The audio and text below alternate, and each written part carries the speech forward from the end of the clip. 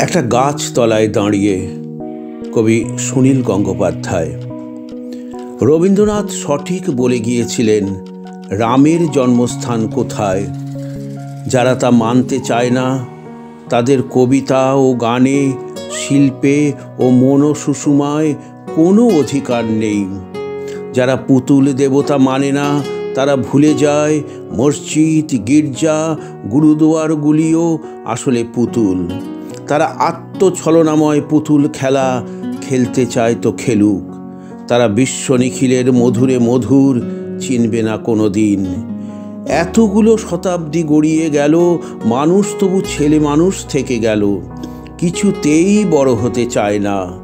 এখনো বুঝল না এই আকাশ শব্দটার মানে। চট্টগ্রাম কিংবা বাঁকুড়া জেলার আকাশ নয়। মানুষ শব্দটাকে কোনো কাঁটাতারের বেড়া নেই। ঈশ্বর নামের কোনো বড়বাবু এই বিশ্ব সংসার চালাচ্ছেন না।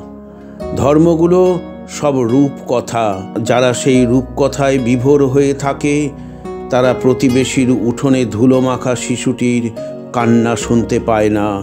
তারা গর্জন বিলাসী, অনুভব করতে পারে না ঐকতান। কিছু কিছু মানুষ আমাদের সাবালক করার জন্য মাথা খুঁড়ে গেলেন।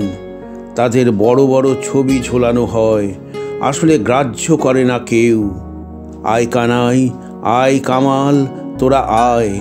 পৃথিবী ভর্তি বুড়ো খোকাদের পাগলামি দেখে আমরা একটা গাছের তলায় দাঁড়িয়ে হাসাহাসি করি।